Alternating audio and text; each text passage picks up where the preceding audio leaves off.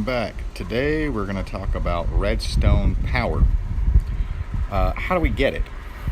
What generates redstone power? Obviously we use the dust to transmit it and a few of the other things. First and foremost, we've got the redstone block. It's going to provide a steady output of power.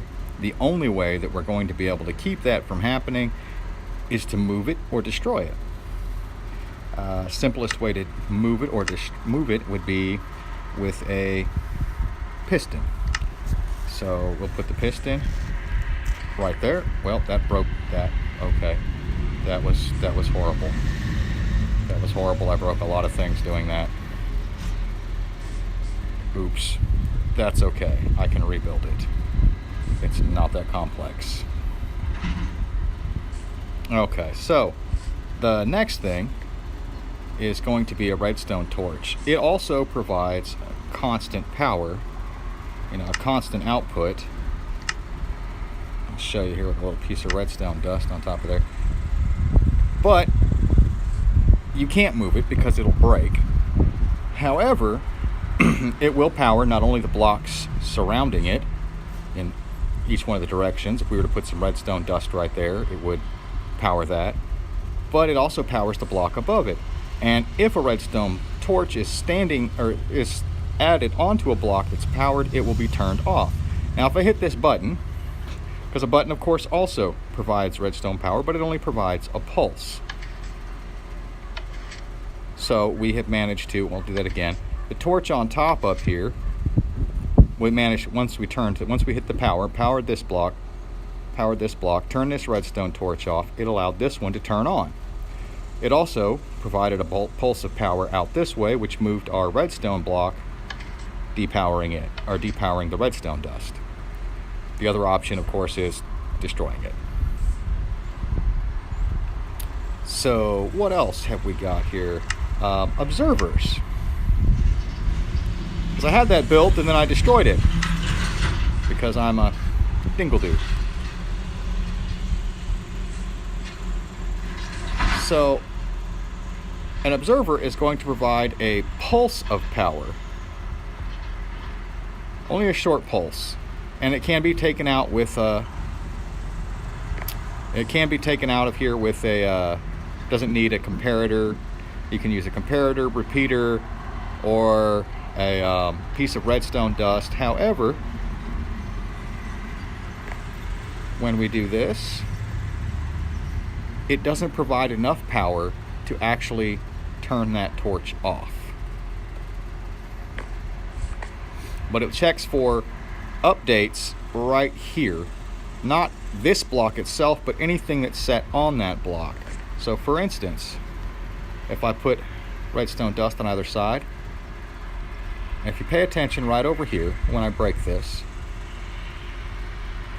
awesome, there we go.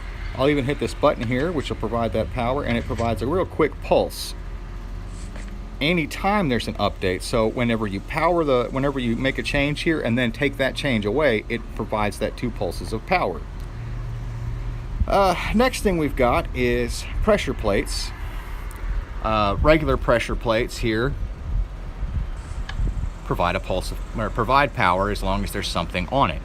If we were to, let's say, throw this redstone dust on top of it, it's going to keep that power going until it's either picked up or it despawns after 5 minutes.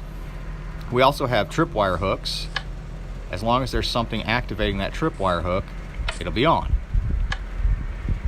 Where the hook itself is, right here, it doesn't actually provide that power pulse, but where the string is, it's hard to see here, but it's there. Where the string is, it provides that power to both of these blocks. So for instance, we can put one here and you can see, stand in the middle, that torch is off, that torch is off. So it provides that power to both sides. That can be handy in certain aspects. Daylight sensors. A daylight sensor is actually going to output power based on the time of day. We covered this in our conversation on clocks.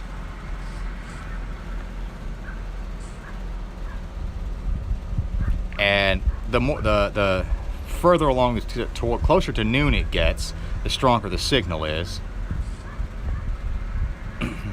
What else? Dispensers. Let's put an item in a dispenser. We get a redstone signal out. But it's only a power of 1 or 2. If we put more items in, we get more power out of it. The same thing with droppers. The more non-stackable items will actually provide higher power. Hoppers. A furnace will provide power when there's something in its inventory, when it's something in its smelting inventory. And let's just double check that and see. We'll look at some coal here. Take that out, put a piece of coal in. Yep, provides that redstone power. A cauldron will also supply power. We need a bucket of water. And much like some of these other items, it has a variable power output, because we can remove the water entirely, or we can, I'm gonna grab an empty glass bottle here, empty glass bottle. We could take out 1, 2, 3.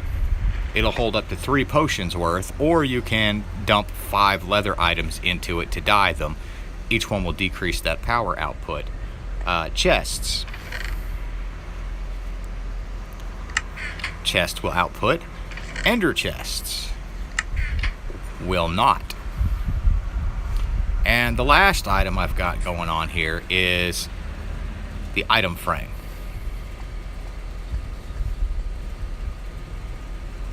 You'll notice the item frame is actually outputting power, and the power is variable based on the position of the item in the item frame. And I have an item frame in an item frame because that's awesome. The last thing we can look at here is detector rails. Let's see. Detector rails provide power to blocks on either side of them, and it holds that for just a few seconds, as you can see by the redstone lamps here we've got. So it's providing that power like that. Those are some of the most common and slightly less than common sources of redstone power that you can achieve. Of course, the ender chest does not, so I'll remove it.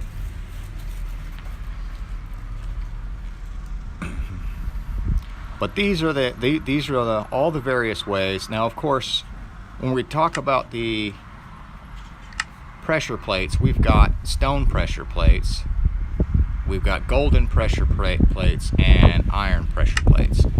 A stone pressure plate is going to act exactly like a wooden pressure plate. It just looks a little different. A golden pressure plate is actually sensitive to the amount of items that are on top of it. So let's throw this bucket here. Let's see if the bucket lands on it. Yeah. And that was, how many buckets was that? That was just 2 buckets. Now, an iron pressure plate is going to require a lot more items on it. That's 64 right there. Let's see what happens when we just throw 2.